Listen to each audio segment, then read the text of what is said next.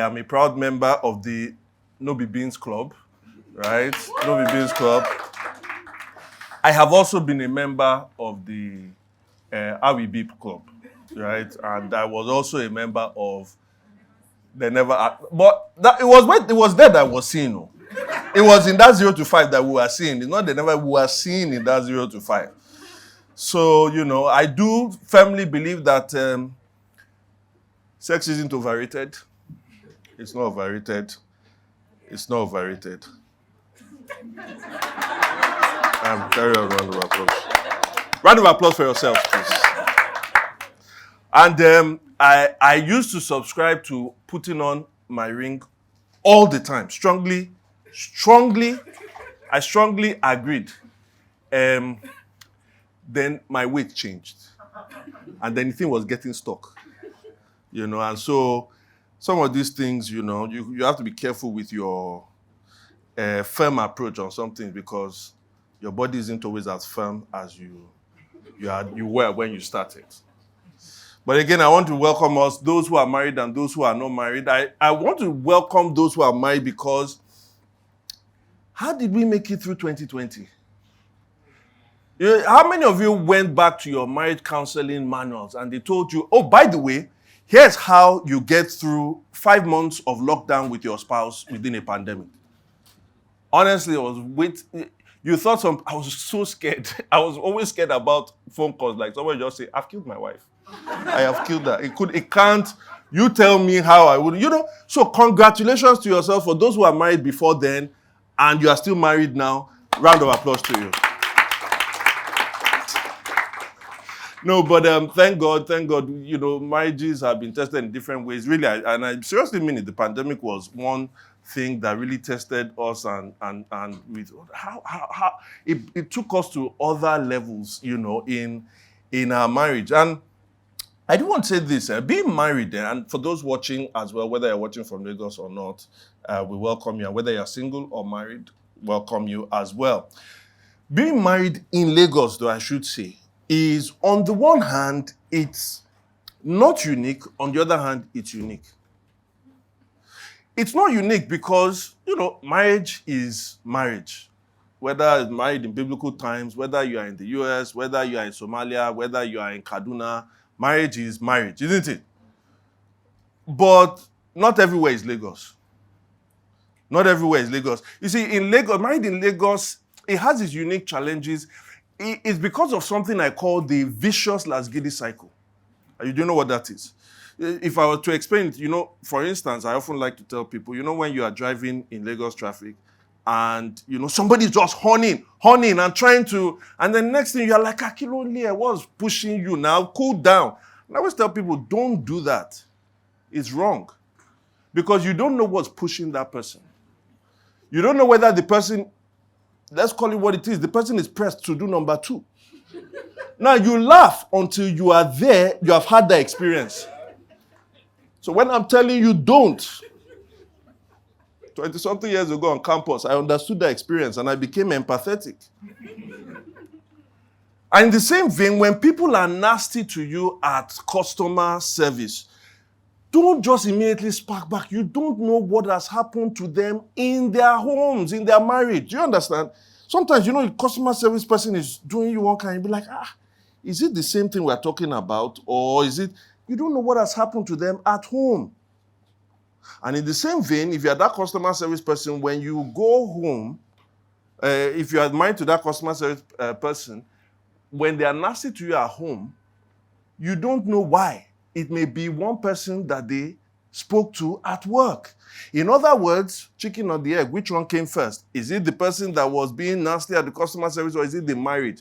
And you find this in Lagos because the pressures are unique. Whether it is the traffic that we face, thank God a lot of us are doing hybrid, what do you call it now? Hybrid work now and all that. That's solving our marriage problems. Whether it is just our uniqueness in constructing abuses for the other person, whether it is the fact that our children, because our houses are smaller than most places and we don't have backyards and our children are putting pressure on marriage in Lagos is unique. I don't want to say it's hard, but it's unique. That's why we put up this event and called it unique, specifically Married in Lagos. We want to serve marriages, particularly within the context of Lagos, but broadly as well. But we want to do it from the standpoint of the designer of marriage. And who is the designer of marriage? God. And that's why we hope that whatever you hear or whatever we're recommending is biblically based, is gospel-centered, but it's also contextually relevant. And that's kind of approach that we want to take to it. I do also want to say that we want to serve singles. And by singles, I don't mean, I just mean the unmarried. So whether you are dating, whether you are intending to, what's that word? You are engaged, or maybe you just intend on being married. I want to say that the best time for you to be prepared, the best way of you preparing for marriage, or one of the better ways for you preparing marriage, is actually hearing from married people and seeing how, marriage develops over a period of time. That's why we've also asked for singles to be here. I know a lot of them are watching as well. Now, I am excited for this year's theme, which we've phrased in a question. Thinking about questions. Have you ever been asked a question about a deed that has already been done that you cannot change? You ask a question about a deed that has already been done and you cannot change. The kind that makes you respond with, huh? Typical example is this. So you come around, you say, help me, I'm looking for my keys. And what's the question you hear? Where did you? To which I always want to say, it's just that you can't say it, but I always want to say something like, shush, I don't know, maybe it got lost inside the vast space that is within your empty head. Like, what kind of question is that? And I can't forget in the ad, when they asked, they said, why are you married? And Kemi is like, huh? It's like, see, we have been in this no beans club for how long? After the marriage has been done, you are now still asking me, why are you married? And yet, the answer to that question, because it's not like misplacing your keys, the answer to that question, I think even going over that, the answer to that question over the years in our marriage is absolutely essential if you actually want to live out what a good marriage is. Now, the truth is that all of us we have an answer to why we are married. We do. Whether we've articulated it or not, it's impossible for you to live out that marriage without some kind of purpose. Now, the problem here is this, or the more important question is this. You do have a purpose to your marriage. Is it the right one? And if it's not the right one, how can you discover the right one? And that's what we want to talk about today. Because I really do believe, again, I don't know where your marriage is at, but I do believe that as we discover what the true purpose for our marriage is, that our marriages, if they are in difficult circumstances, that God can heal those marriages. I really do believe that for those of us who are on the cusp of being married, if you have this question rightly answered, you can be set up for the platform for a good and flourishing marriage. And for those of us who, I would say that your marriages are already good, your marriages are okay, but you can strengthen those marriages as well, amen? And so that's what I'm praying today, that in one way or the other, God will move among us, and as we answer that question, that our marriages will be better, or the marriages we intend to have will be better. Okay, so let's go. I hope this talk shouldn't be long. When the preacher says that, you wonder what does that mean? But honestly, this one shouldn't be. All right, let's start. So, which one of you doesn't want to be happy in life? If you don't want to be happy in life, hands up. Yeah, right. Right? That's good. We have same people here. Because I thought some people were going, I thought I saw somebody trying to move up their hands. And maybe the question is not, is a little bit unnuanced, And I'm not talking about those who feel like happiness is an illusion. There are some people that feel like that. Right? Or some they are not happy because they see other people are happy. Right? There are people like that. There are those who actually just do things in life that will not make them happy. Now, it's not whether or not we are not happy. The issue is this. I don't think I've met anyone who will clearly articulate and say, I don't want to be happy. I've never met anyone like that. And yet, many of us are unhappy. And part of the reason we are unhappy, for those of us who are married, is largely, many times, our marriage is the one that is contributing to our unhappiness. And here is the approach we normally take in trying to fix the happiness in our lives. We feel this.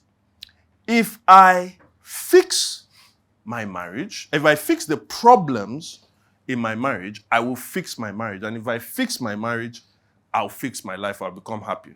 That seems very simple. Fix the problems in my marriage, fix my marriage. Fix my marriage, fix the happiness in my life. But can I say that sometimes focusing on our problems, in trying to fix our problems, is the thing that actually makes the problems multiply?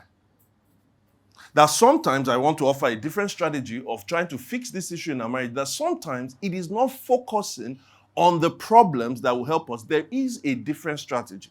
And that's why I want us to look at this I'm not reading many passages today, but the big one, surprise, surprise, is a marriage passage that we all know, Galatians. Genesis chapter 1, verse 27 to 28. We've already finished preaching Galatians. How many more Galatians?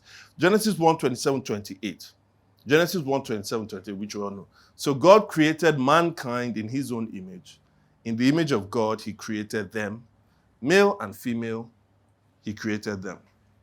God blessed them and said to them, be fruitful and multiply, fill the earth and subdue it.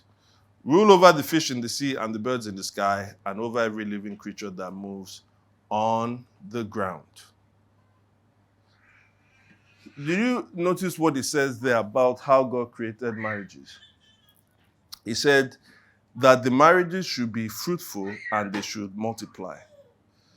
That when God created marriage, he says marriages should be what? Should be multiplicative. What does that mean? Well, in order to make that clearer, maybe let's do something. Some of us have children here in school. If you have children in school, raise up your hand.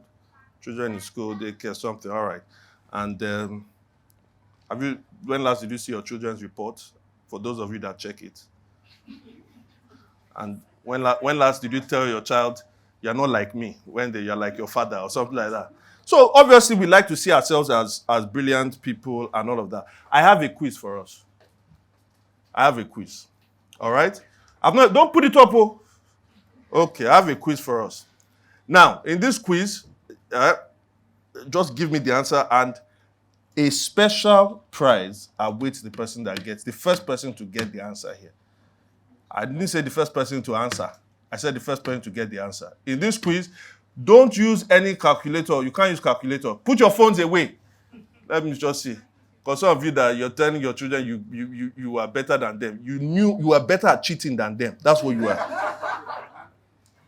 Now, a simple equation, put it up. What's the answer? What's the answer? What's the answer? Don't think out loud. I want to hear who's going to get it. Answer. 34. So say it. 27. 0. Zero. Your answer is 0. Your processing is 0. 32, 24. I've not said what the answer is. 32, 24. 62. Who says 62? 62. But I don't know who came first. I think it was praise. But it's Falabi. All right, let the wives come and fight. Chineye and... So the answer is what? 62. No. Okay, what's the answer? What's the answer? No, let's allow him. You are representing Mother Keke here. Now, the answer is 62. Now, for those of you say, hey, how can those ones that said 34? No, you didn't answer. You didn't say anything. At least they were brave enough. Now, when we looked at that thing, school don't tell me. It's like, hi. When we looked at it, here's what I know. By the way, where's praise? Praise. No, I think praise said it first. Praise, come for the prize. Let's whatever. No, go that way. You guys, everybody's laughing. This is why I'm a pastor that, no, come forward, come forward, come forward. Look at the camera. That's it. The camera. This is called a pastoral handshake. Are you? Yeah. You are blessed. I told you, it's called generosity. Out of the abundance of my heart, I just give out. So wait for the next one. Wait, we don't just give it out anywhere. There's one thing I know we were all doing. Well, okay, the ones that didn't skip classes in school. When you were looking at that equation, one word came to your mind, whether you got it right or not. You know what it was? BODMAS. BODMAS. Right? BODMAS. What does BODMAS stand for?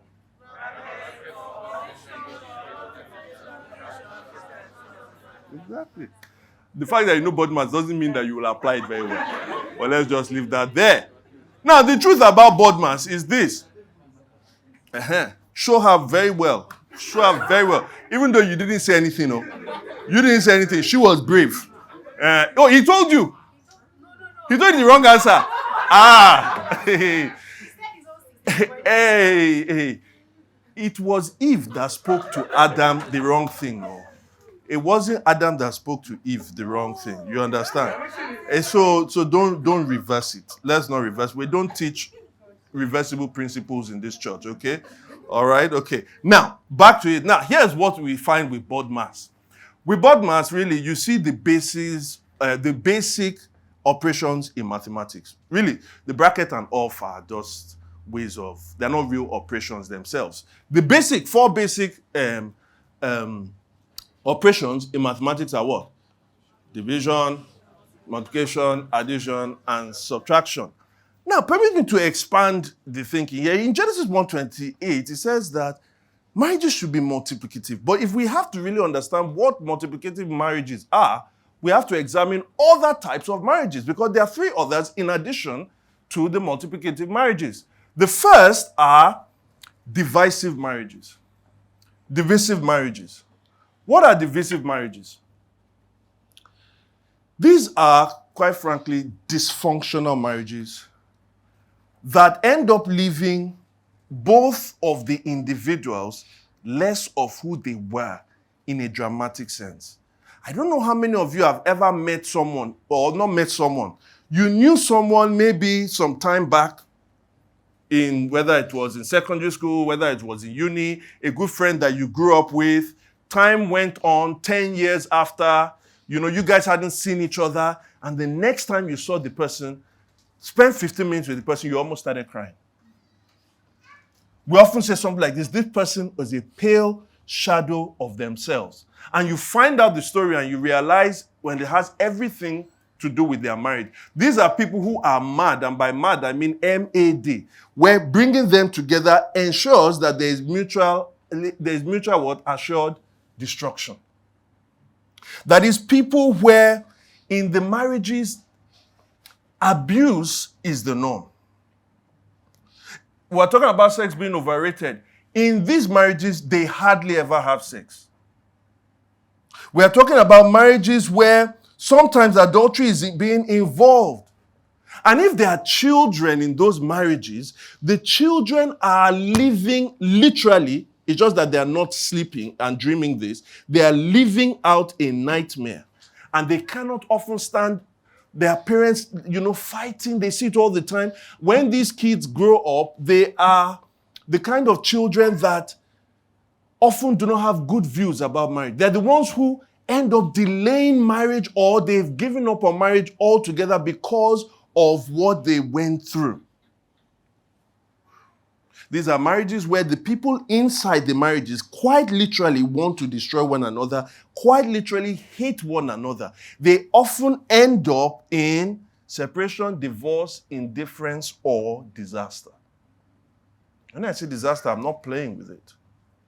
My wife and I know someone who, and some of us even knew the story, but someone whose brother was in one of those marriages.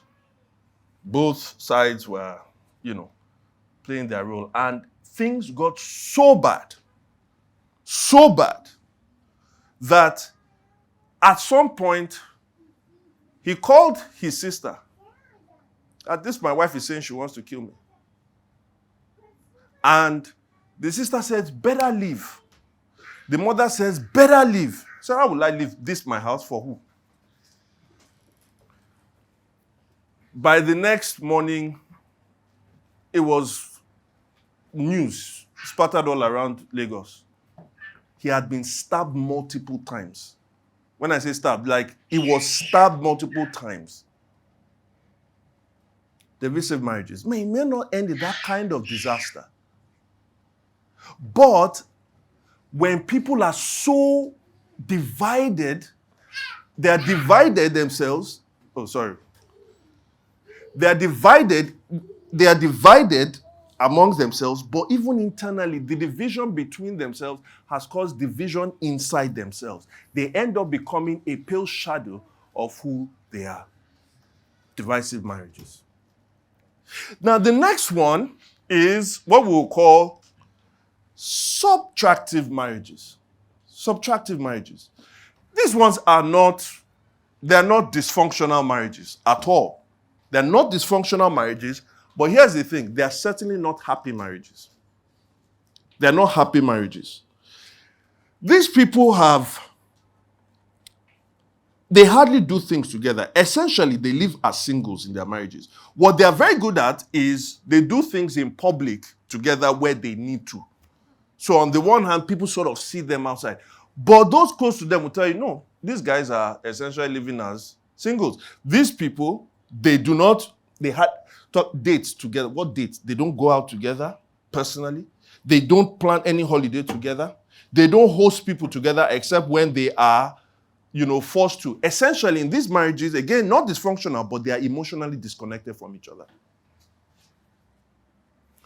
Do they have sex? Yeah, occasionally they have sex. It's usually out of necessity or accidentally, somehow. Necessity, sometimes, but not before I will. Like somehow, the stars just aligned. They did it, and it's like, oops, how did that happen? But the funny thing about these marriages?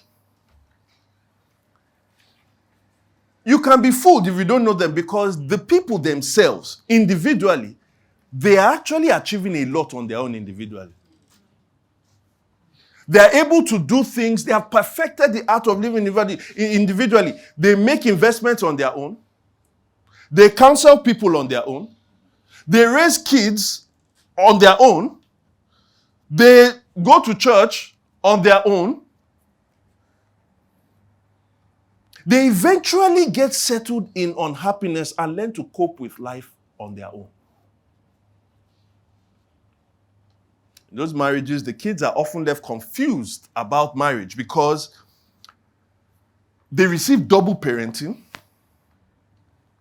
and most often they have to become adults when they are children. They start wondering, I don't want to tell mommy what daddy said there, because if I tell mommy that mommy is going to get very unhappy. So the children at age 6, 7 start knowing how to manage, almost as though they are managing their parents. When they say manage your boss, the children start learning that very quickly because they've seen that things between their parents are one kind. And also the children are left confused about marriage because they see the kind of marriage. They're left confused about marriage, and they're left, if they're in Christian homes, they're left confused about Christianity because they see the pretense in public and they know what's really happening on the inside.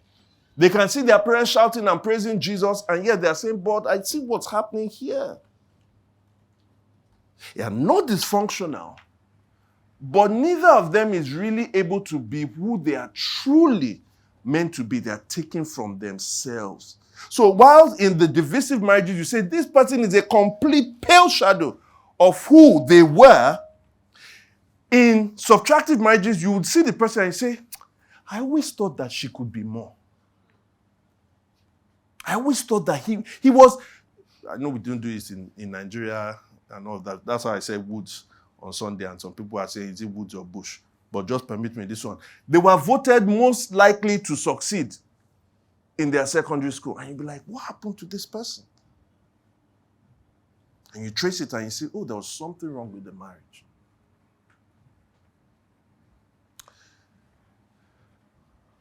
Let's improve the mood in this place a little bit. Then you have additive marriages. And these marriages occasionally have issues. But here's what you know, the couple really love each other. They do. They add value to each other. So in terms of what they've achieved financially or in other things in life, they actually do together. Right? In terms of their Christianity, they are, I like going to Baptist churches for weddings. You know why? Because that's the one place I know I'm going to sing, God gave us Christian homes. Right? When you look at these people, they have that Christian home. So the Christian home, they have morning altar. And sometimes. Morning altar and devotion sometimes. So when you look at them in church. I say, what do you say? Oh, okay. Poster couple for how to be a married couple. You just see them. You see them walking together in their anko. You understand? Well ironed. The children sit down. They are praising God. They're not disturbing people up and down. You know how it is in church. Everybody is, church, may God help us. Everybody is always looking holy inside church, but the judgment inside, like, look at how these children are not walking about. Where are the parents? But not Victoria and Elijah's daughter. No. Good Christian, can I just see how they love each other? They are constantly. No. That wasn't meant. That was not. No, God, you see, no. Ara is a good girl. I've seen it. No, she's a good girl. It's terrible. They're always constantly posting good birthday messages about their spouse on Instagram, on their stories, telling you about how this person my wife is a woman of virtue, Proverbs 31, they shall arise to call you blessed. Oh, my husband is my king. He's my prophet. He's my priest. They're always selling. At some point, it becomes a little bit obnoxious. Because here is the thing about these parents, additive couples. As good as things are, I had to say, they also have healthy sex lives as well. They have healthy sex lives, I should say that. But as good as things are, you often find out that it seems more about them than anything else. These are parents who are obsessed with the achievement of their kids. The ones that are nightmares to Parent-Teachers Association, always complaining about everything because my child didn't do this, my child didn't do that. They are obsessed with the achievement of their kids. And when I say obsessed, they will let you know. Those sort of, don't mind my son, no. I don't even know all these things we're just doing. Oxford called him. London School of Economics called him. Now he's just suffering. He doesn't even know which one to choose. These things, CIS were even saying they will give a scholarship. Can you imagine? And the person dropped it like, I'm not trying to boast. All this thing is all to who? To the glory of God. It's really about them, not about anybody else. And you find out about these couples is that they are often very cliquey. It's about their family and that's it. I said they are good in church, but they will easily give up participation in church stuff if it affects their life in the life they have built up in any way. They can be charitable with some things as long as it doesn't come as a significant cost to the lifestyle they feel they deserve. Really, rather than being Christ-centered, in reality, they are a comfort-centered marriage with Christ at the peripheries. And yet, sadly, this is the marriage that so many people aspire towards. This is the marriage that many times is put up for us as the model Christian marriage. Now, don't get me wrong again. There are many good things about it. But can I tell you about this kind of marriage? If you are in that kind of marriage or that's the kind of marriage that you envision, your vision is too small. It's too small because the God behind that vision is too small a God. He is not the God in Genesis 1:28. There was a dating couple that I was recently talking to. they were trying to make a significant decision post-marriage. And, thinking about where they will stay and all of those things. And I asked them, what do you guys see yourselves doing in 10 years? Let's say you are married. In 10 years' time, I asked in 10 years' time, I asked in 30 years. No, I asked also in 30 years' time. Let's say you're in your 60s. In 30 years' time, what do you guys see yourselves doing? So hopefully, they will be financially secure. Check. They'll have their children will be Christians. Check. They will have been they'll be part of a good local church. Check. They would give to a couple of things. Check. But, and they would sort of travel the world, see all of those things. Check. What's wrong with that? The vision is too small. And I told them, I said, on the one hand, that's an okay marriage, but it is so sad on the other hand. Because God has made you for a whole lot more.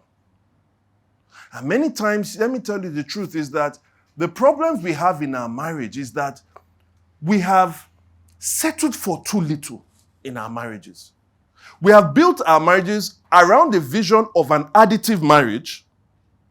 And when we are failing to meet up with the standard of an additive marriage, that actually plunges us into what?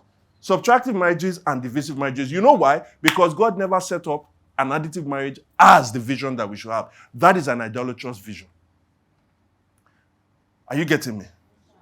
God has prepared us. God has prepared you. Whether you are married here or not, God has prepared you for more. Turn to your neighbor and say, God has prepared us for more. And the more we saw in Genesis 1:28. What is in Genesis 1:28? It's a okay.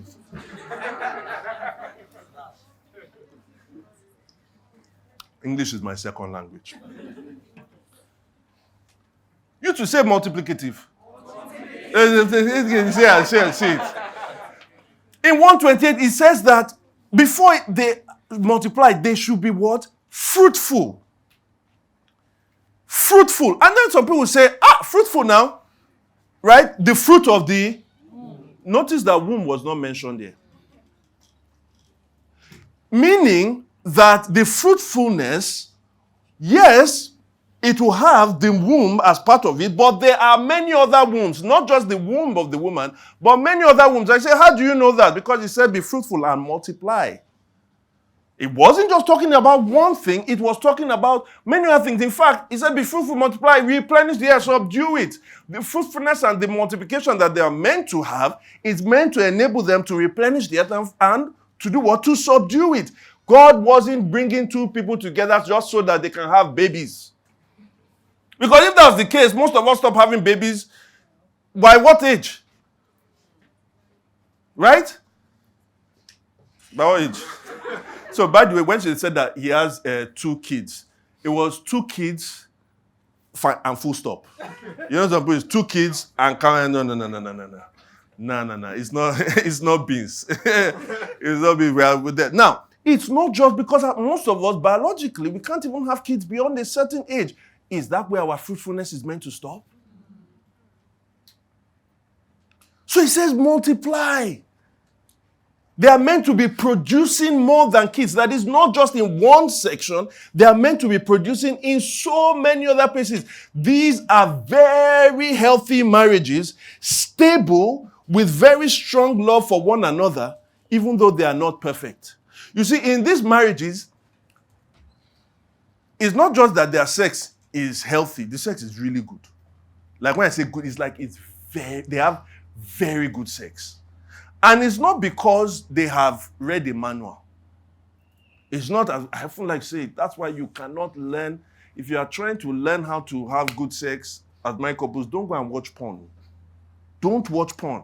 It can never. Don't just get one kind of manual. It will never, because the secret to, great sex, and you can go and listen to the message that what was that thing called?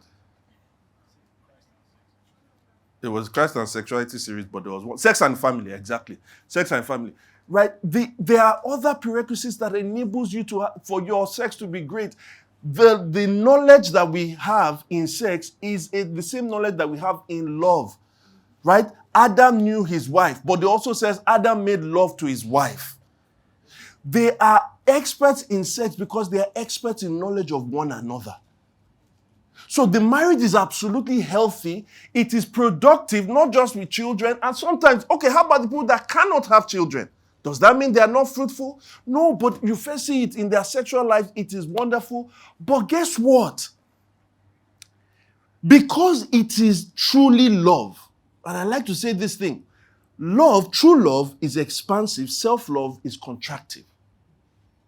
Self-love is always trying to get people to love it, always trying to get people to do your bidding. So first of all, everything that you do is really for yourself, but you get to get other people to try to do things for you. So people who are dominated in their marriages because the other spouse is really loving themselves, and they want the other person to do everything to love them. But if you have true love is always other-centered. In other words, it's always expansive. So even though they love themselves, the love is not limited to themselves. Amen. It is in that kind of marriage you will see the children flourishing. Have you never gone to some houses? I'm not talking about where the children just feel like they're spoiled. The children look like they're happy. The children are always doting over their parents. The children want their parents. Have you not seen my houses where mommy is inside that place, daddy is inside? The children are just trying to bring mommy and daddy together. Because why? That place where mommy and daddy are together, there is something that comes out of them that attracts the children. The children are never neglected. It is a multiplicative marriage. It is a fruitful marriage. Are you getting what I'm saying? But you see that we have that in the additive marriage. Exactly. In the multiplicative marriage, when it says be fruitful and multiply, these people's love is so expansive that it is not only for their household. Somehow they bring other people. Other people are touched by the love in that house. I don't want to get too theological here, but that's what we have in God. God is love. Why is God love? Because he is 3 in 1, and the members of the Trinity love each other so much, and it is the overflow of that love that created the universe. God created this universe in love. Do you understand that? It was the overflow of the love of God in the Trinity that flowed into this universe. And it's the same overflow of God in the Trinity that because the people that he created in his image fell, out of that love, he redeemed them. For God so what? Loved the world, that he gave his only begotten son. It is out of the love that was in God that came to rescue us. Are we together? And so truly, when you have that kind of other-centered multiplicative love, it always expands towards other people. So that's why people, there's some people you go into their houses, they invite you to their house, and the love they have for each other makes you look at your wife and say, Omo, when are we going? They tell you how great their marriage is so that you know how bad your own marriage is. It's just everything is just all about them. It's just like, oh man, I just want to go. Whereas there are some people, you know them in church. It's not that when they invite you, you want to stay. No, you invite yourself over. I know some of you, I went to some people's house 2 weeks ago, and they said that some people left. I said, hey, why did you people invite them? They said, we didn't invite them, they invited themselves. Why do you want to go to those people's houses? Whereas you go to some other people's houses and be like, it's nice, so it's nice, I have to do this thing because we have to love everybody. But I don't like this situation, but it's somewhat awkward, but we'll just go. There are certain kinds of households you just love to go in there because you feel a love of God that is there. It is so attractive. Oh, may God make our marriages like this. This is what we were built for. These people are extremely generous with their resources. They're extremely generous with their time. They're extremely generous with their, resources, all of that. Now, don't make a mistake. Sometimes I said, the trick, the thing that may be deceptive here is that sometimes you may be dealing with a subtractive marriage and you think it's multiplicative. You know why? Because you are always only meeting with one person in that marriage. So they are counseling you on their own. They are giving to you on their own. That person in themselves is doing wonderful things, but that's not necessarily what that couple is doing. Are we together? And so God wants us to have that kind of marriage. the reason why it multiplies is because they are other-centered. They are not themselves-centered. So, not only do people love coming over, as I said, but they invite themselves. They invite people over and people just invite themselves. So, who doesn't want this kind of marriage? If you do say, I do want that, then how do we get this kind of marriage? Well, if you can think, what would be the difference between this marriage and actually all the other marriages? And I'll tell you what it is. Quite frankly, it's purpose. They define why, the answer to that question, why are you married, is properly defined. Look at that Genesis 1:28 again. God blessed them and said to them, be fruitful and multiply, and then God commissioned them. There was a reason why they existed. Why did they exist? To subdue the earth, to replenish it. That is, God didn't just create Adam and Eve and just say, the work is done. Now, for God, in some ways, it was done. He saw them and it was very good. But for Adam and Eve, what happened? The work had just started.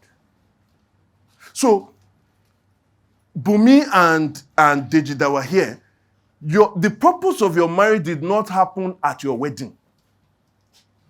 Which is, sadly, again, what happens with a lot of people, right? Sadly, what happens with a lot of people is this. The way our Las Gide is set up, and it's getting worse and worse. You know now, some people, when they're engaged, God, engagement, may God deliver also. Engagement now, I thank God for when I got married. That's what I'll say. You know now, there is what they call, what's that photo shoot? The pre-wedding what? Photo shoot. Hell! Isn't that just gotten, it's more and more elaborate. Like before, some people just did, you know, when my wife and I did pre-wedding photo shoot, it was for, for program, you understand? They will not put you inside that circle. You understand? You don't went somewhere, one night studio, just did that, okay, go. But this one now is not that, is, first of all, there has to be the video for the proposal. I always wonder, how is it that the ladies are always very well dressed for the proposal, but it was always a surprise? Oh my God! How did you get? So we have a video for that one. Then after that, there's the wedding. Lekki Ikoyi. If you don't do Lekki Ikoyi Bridge, it's not certified. There's beach now. Which one? No, don't give me that one. Yeah, I don't. So when they now do the picture, hey God, you will see what they are wearing. And now, I don't love. But the guys have to look strong.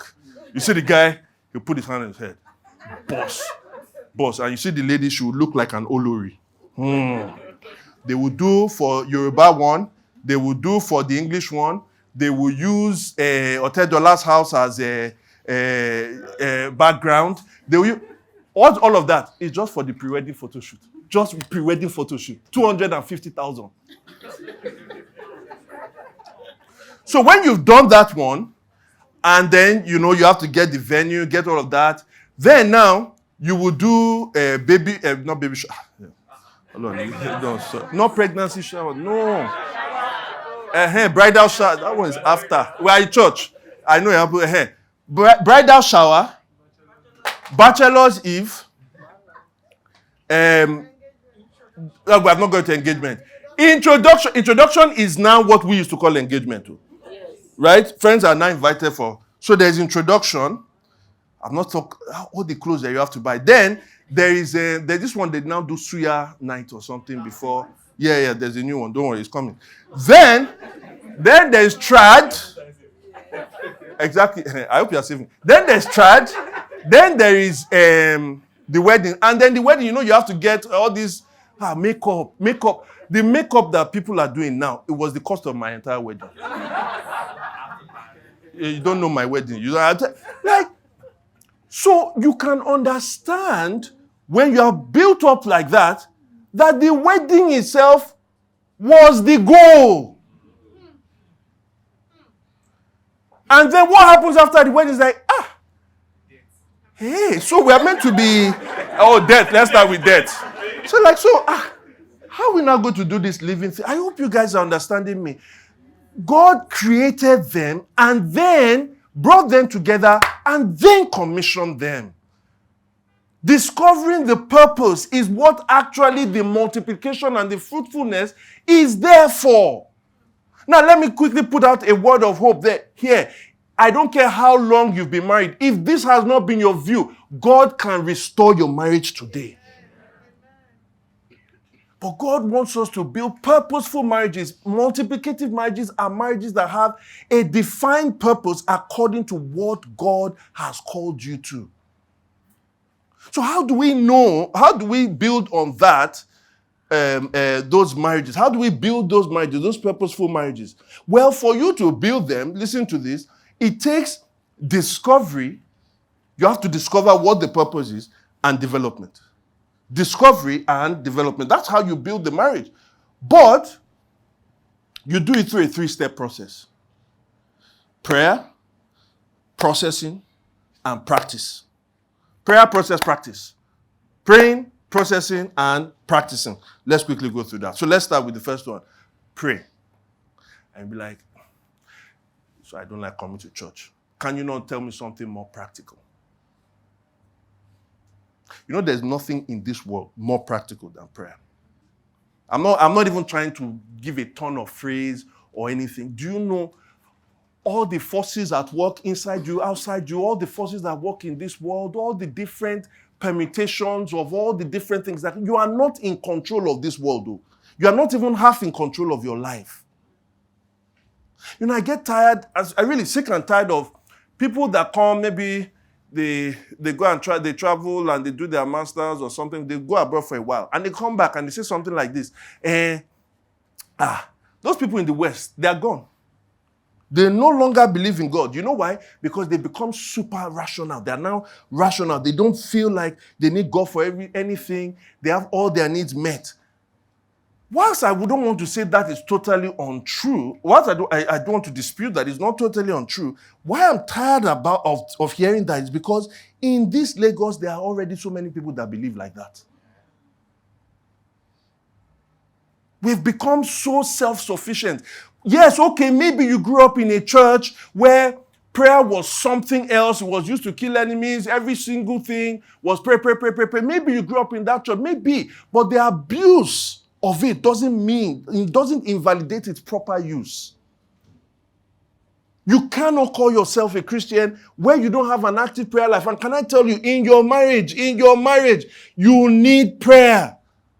To say, I just need an intellectual discussion or a program or an expert, a marriage expert to tell me what we need to do. Because you know what? If only we know, we will do. All we need is knowledge to help us with behavior. I've never heard a more irrational statement than that. Because it is so... Just think about all the sins you've committed. No, let's not even say sin. All the mistakes you've made in life. You know, most of the mistakes you made in your adult life, you knew what was right before that. But we say that what? Knowledge is the thing that just leads us to behavior. No, it's not. If there's one advice I'm going to give you that you should not forget today, it is this. Prayer is where we attract God's power and wisdom. Don't get bored of asking God. Don't get bored of requesting from God. Don't get bored.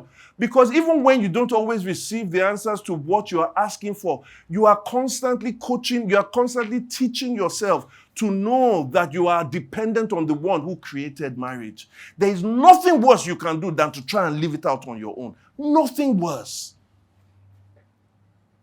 So as you are trying to say, what is my purpose? What is the purpose of this marriage? As you are trying to do that, never at any point remove asking God for him to show you that purpose. Amen. Yeah. Second is processing. Now, alongside prayer, yes, you do have to think. The same Bible that calls you to pray is the same Bible that calls you to think. And here's where it starts. If we want to say, what's the purpose for our marriage? It's no more than first and foremost, what's the grand purpose for your life? What's the grand purpose for your life? Have you ever thought, what is it?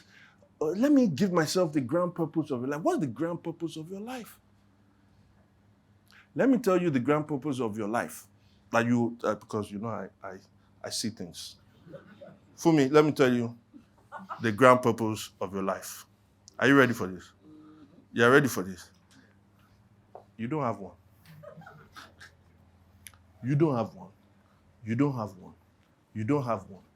You don't have one. None of us have a grand purpose for our lives. Look at Romans 8 verse 28, if you're a child of God. Romans 8 verse 28. Put it up. And we know that and we know that in all things, God works for the good of those who love him and have been called according to what? Jesus. You don't have one. And thank God you don't have one. The grand purpose for your life is not your purpose, it's the purpose that God has called you to. If you did not call yourself out of darkness, you cannot create a purpose for yourself. He says, for those who love him and are what? Called. Except you are not called by God, please go ahead and then put a purpose for your life. But the grand purpose for our lives, if we've been called out of darkness into his marvelous light, is not defined by us, it's defined by him. Amen. And then you think, where do we find it? Do we go to another? No, just go to the next verse. You see, because the purpose for our lives, it wasn't something that God said, look at Debo. This Debo, he's going to be like 5'8", 5'9". Let me give him a purpose. He can't play basketball. Right? 5'8", 5'9". So he's not going to. God did not create the grand purpose for our lives after he saw us. He had created the grand purpose for our life before we were born. That is why it goes in the next verse and it says, for what? For those he foreknew, he what? Predestined. The destination for our life has already been preordained before the foundation of the world. Are you understanding? And so he's not giving it to one person in one way. He's giving it to all his children. You have one purpose. For those he foreknew, he what? He predestined to be what? Conformed to the image of his son. That's your purpose for your life. That is the reason you exist.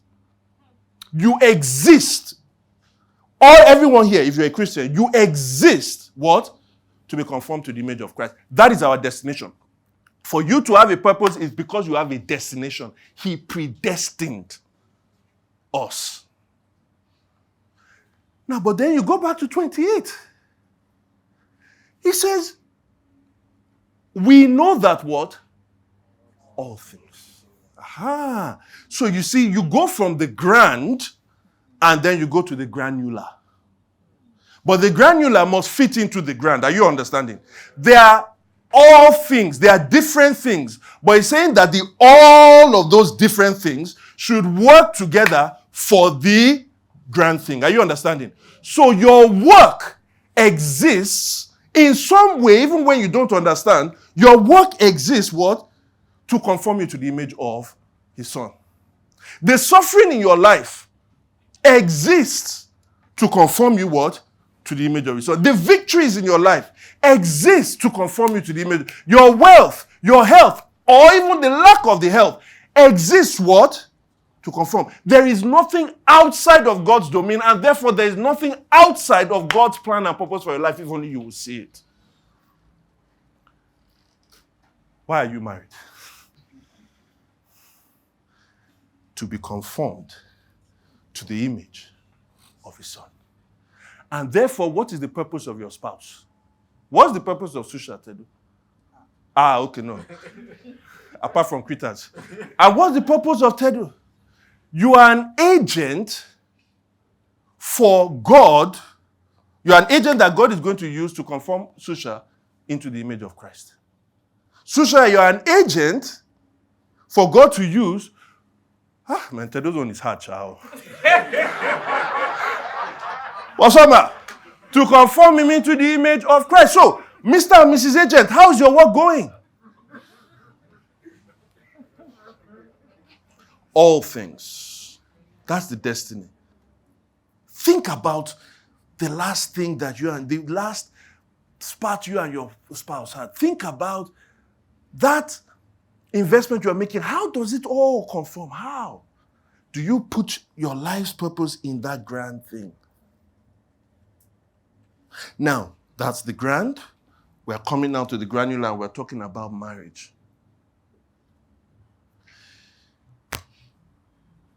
When we then say the granular and say our marriage, the all things fit into a grand purpose, conforming us in the image of the Son. But each of the all things can have different purposes that fit into this larger purpose. Are you understanding? Because remember, we are trying to be conformed to the image of Christ. So we have to ask ourselves the question, what will Jesus do? What are the things we see that Jesus will do? And so when you are trying to discover in a narrower sense, what is the purpose of this marriage, I want you to ask 3 questions. There are 3 questions you should ask. There are 3 things we should consider, and this would make it even more practical. You look for common passions, common gifts, and agreed opportunities. Common passions, common gifts, and agreed opportunities. Because here's what you can't say. Jesus said, go into all nations and disciple. Why do my wife and I exist? To go into all nations, to go and disciple all nations. You and your wife, disciple all nations. Is it possible? So you have to still bring it down. As I'm trying to be more like Jesus Christ, how is it, as Chidinma and Solomon are trying to be more like Jesus Christ, how is it that they can live that out as their purpose in their own specific way? They must look for common what? Common passions, common what? Gifts, and agreed opportunities.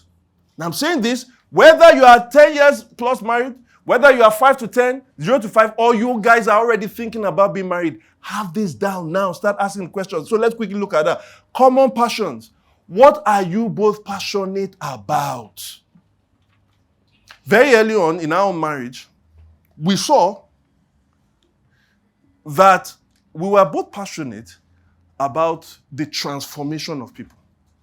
That is, there's something, we love seeing people who were, whether they were caught in sin or what have you, and they have been, paralyzed by this, and then you see this person walking better. Or whether somebody didn't really come the way they used to think, they didn't really have purpose in their life, and now we see that person. Or we saw somebody that was just unserious, with how they used to walk with God, and now you see them flourishing, helping, they're performing as leaders and all of those things. That was one thing we knew we were both passionate about. And so because of that, from the day we got married, I'm not saying everybody can do this, thank God we're able to, but from the day we got married, we decided, even though our resources were limited, we will never have a house with less than 2 bedrooms. Because we knew for that to happen, we needed to be close to people. We needed to have some kind of proximity. So we decided that we will never have a house with what? Less than 2 bedrooms. Because somebody may want to visit, so that we can talk overnight, so that we can pray together. Are you following what I'm saying? What, within the scope of what Jesus would want, what are you passionate about? So Nkechi must say, there are the number of things I'm passionate about. And Francis brings some of the things he's passionate about. And then draw a Venn diagram. No, don't. All right? But find some commonalities. I am not saying, for instance, I know Francis is passionate about basketball. Nkechi couldn't care less about it.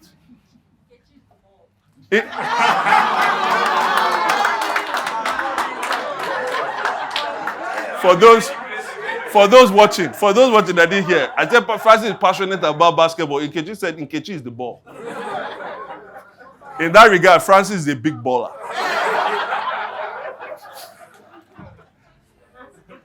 So, of course, you guys are going to be...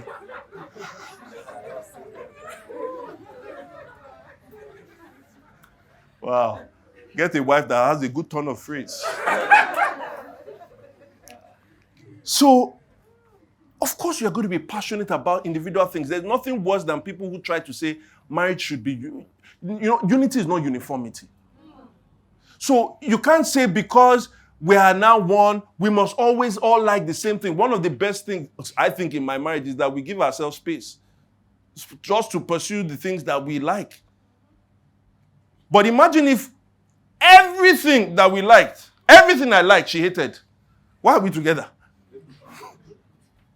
So there are things we are passionate about. Now, That is just maybe like interest. So maybe you like going to restaurants together. That's one thing. I don't know how that fits into the conformity into the image of Christ, right? So let's be careful about it. You see, we like this thing. God, predestination. No, it's not restaurants, okay?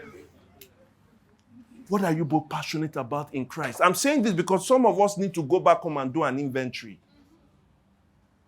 What are you both passionate about? Find common passions. The next thing is common what? Gifts. Common abilities. What is it that you are both good at that then fits into this narrative? One of the couples that Tosi and I did their premarital counseling, when we got to this stage, we now asked, we're so blessed by this couple in the way they said it. This couple said, they thought about it, and God had uniquely financially blessed them, even before they were married, individually. So they knew, and they were well set up, good schools, everything. They knew that all things being equal, right, they were going to be hugely financially blessed. You know what they said? Oh, they know that one thing God has called them to is financial generosity. And so that they already had intentional ways of how they'll constantly be blessing their church, but also pursuing things beyond the church that fall in line with how Jesus behaved. What is it that God has commonly given to both of you, and how are you going to steward it in line with those passions? You see, this thing, as I'm saying, here's what you don't see that you may not be seeing that is going on. We're talking about people who are praying about this thing together. Then after, they start processing this thing together over and over again. Do you know what they're doing? Or do you know what they're not doing? They're not arguing. They're not talking about petty things like you didn't text me today. Or you didn't, why did you speak to me in that tone? I'm not saying some of those things you shouldn't question, but when those things are at the height of what your married conversation is about, you see that you are not living out what you are made for. Common interests, common gifts. And maybe I should put a small caveat here in the common gifts. Sometimes, in this aspect of being conformed to the image of Christ and living that out, sometimes one person may be uniquely gifted in such a very intense way that the other person isn't. And that other person's gift is to do what? Is to support the other one. Are you understanding? So the woman may be uniquely gifted as maybe like a preacher. She may be uniquely gifted as a preacher. What is the husband meant to do? To give her the study time, to buy the books, to be able to organize places where she can speak to those people. Do you understand? They are still working together. Maybe one of them may be uniquely financially, high, or one of them is uniquely gifted in counseling. The other one support. But what are you doing? That's why my heart blesses. I always tell them, sorry, Moses and Delmo. They counseling. We always just throw it. My married counseling, people counsel, everything, we just throw it at them. Their house is a house where people just go to and find life. They are using that common gift. And that common gift, the use of that common gift, brings them together. Final one is agreed opportunities. Agreed opportunities. You can't do everything. You are not gifted, nor do both of you have the same passion for everything. God has placed you in specific places to specific people so that you can discover your specific purpose. Agreed opportunities. Try to limit, try to see. It's not everything. If church is calling you to do everything, at some point you tell Emmanuel no. Tell Pelumi no. Don't tell me no, though. But it's not everything, because we are not gifted, even individually, we are not gifted in everything, and we are not passionate about everything. And it's the same thing with us as couples. And so as you process these things, then the last part, remember we said pray, then process, and what's the last one? Practice. Practice, I'm not going to say practice makes perfect, or I just did. All right. But practicing, listen, if you don't start practicing, you will not develop the muscles that enable you to get better. Here's where some people do. You can process to the point of paralysis. Or you are still praying. We are still going to the mountain over and over because God hasn't yet declared the purpose fully. You already have some things. Look, even if you fail, you pray. If you fail, you learn and you process again. You guys should just start somewhere. Don't say, oh, we are not even 1 year. You should have already started discovering the purpose before you even entered into the marriage. Start doing something. In fact, it's in doing the things that you start to discover, it's this, but let's cut out this thing and let's cut out this other one. Don't stop trying to be purposeful. As you practice, you'll observe that your marriage, honestly, take these 3 steps. I'm telling you, you'll observe that your marriage is different to most of the marriages around you in Lagos. It is at that point you will learn how to say, because your marriage is so purposeful, you learn how to say no to all the invitations you have given, all the assurances that you are giving, all the whatever. Yeah, you start just saying no. People will not like you. Be like, I'm sorry, I first have to live for the Lord. But God wants us to be purposeful in our marriage because that is what makes it multiplicative. But there's one more thing I should add, and I'll use this to close. I don't know about you, but have you ever eaten food from an expert? An expert. I'm not even talking, what's that? Food from an expert.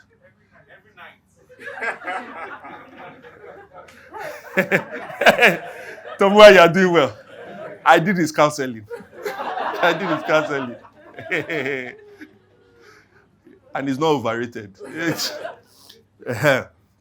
That thing you're looking for is not overrated. Anyway, let's come back. So, yeah, some people are getting it. They are getting it later now. Yes. They say it's not PG-13 now. So, okay. Now, food from an expert. When I say food from an expert, I'm not necessarily talking about a chef. Let's take, for instance, jollof rice. The best people that I've eaten jollof rice by chefs before is horrible. Absolutely horrible. It's bland. You'll be using basmati to do. Why who uses basmati to do jollof? No. You can't use basmati. Was not made for jollof rice. Don't tell me nonsense. You know what I'm talking about. When do people start eating jollof rice? Let me tell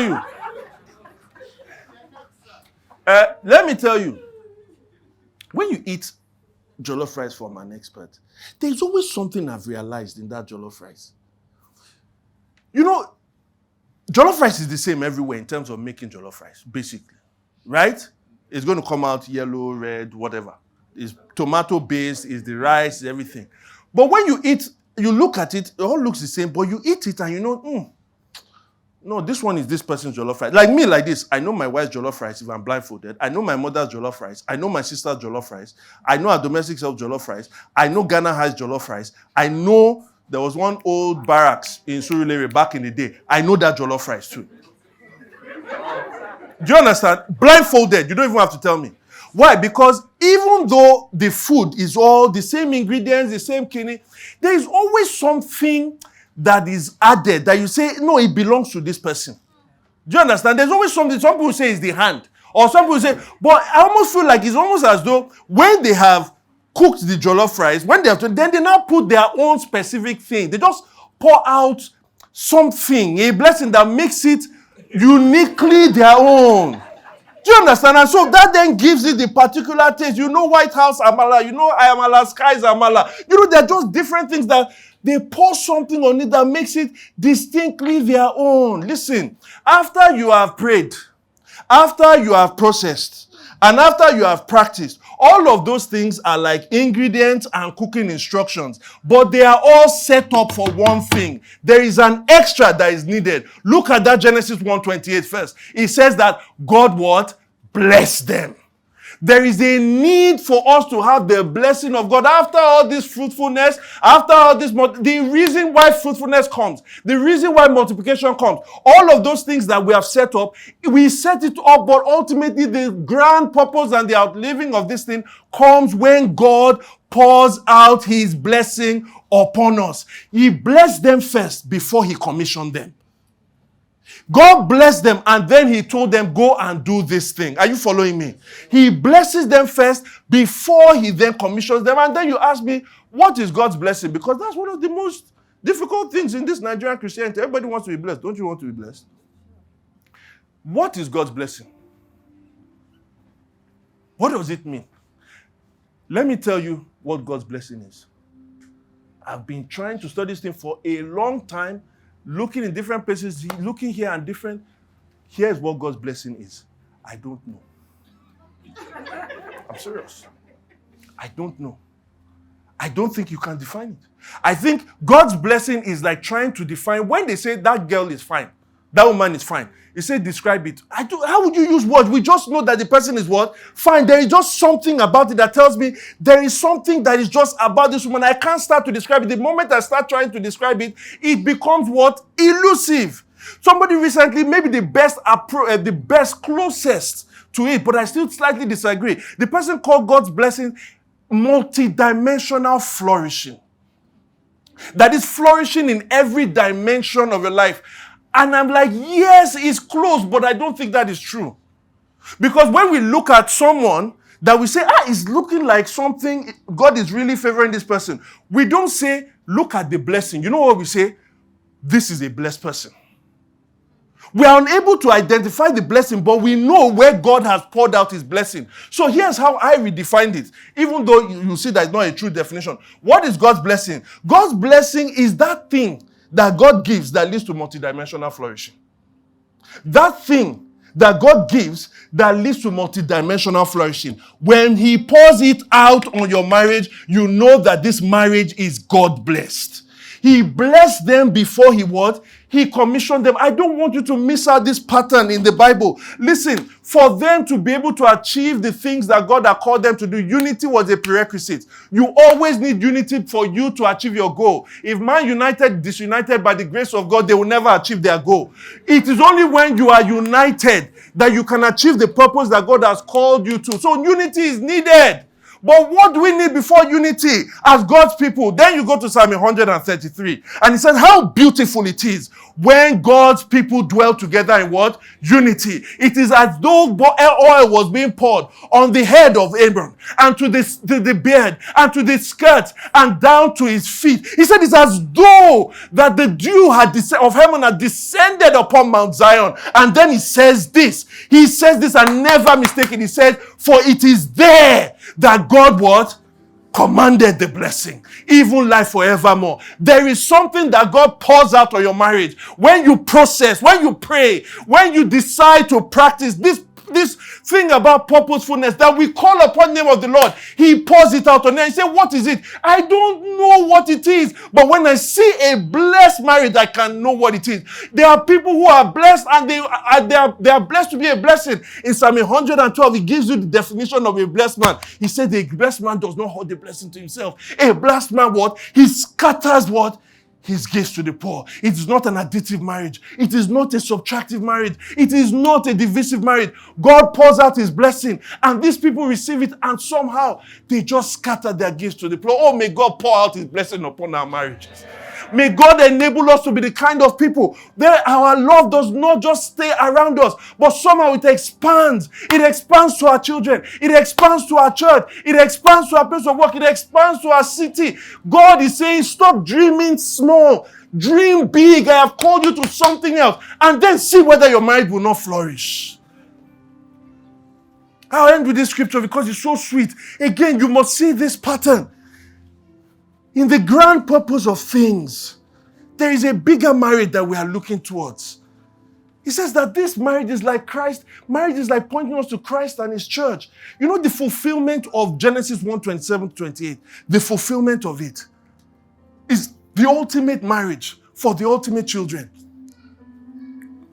That is, God had chosen Christ, the man, and the church, the bride, so that when they come together, they can bring forth spiritual children. This is why when Jesus rose from the dead, in Luke chapter 24, he commissioned his disciples. He says, you guys knew that the Messiah was meant to die and resurrect. And thereafter that, repentance for the forgiveness of sins will be preached in his name. He says, you are witnesses of this thing. So now go and make the disciples of all nations. And then what did Jesus Christ do? He had given the instruction. He had died and he had risen again. Everything was set up. But for them to go, verse 50, what does he say? He lifted up his hands and he did what? He blessed them. May God bless our marriages. This is the one thing you can't buy. This is the one thing you can't process. But it's the one thing that God says, if you set yourself up in this way, I will pour it out. Did he not say this in Ephesians chapter 1, verse 3? He says that, blessed be the God. Put it up there. It said, blessed be the God. Go back to verse 3. Praise to God our Father and our Lord Jesus Christ, who has done what? He has blessed us in heavenly realms with every spiritual blessing in Christ. Why? He chose us from the foundation of the world to be predestined according to being sons, according to his pleasure and his will. Let's rise to our feet.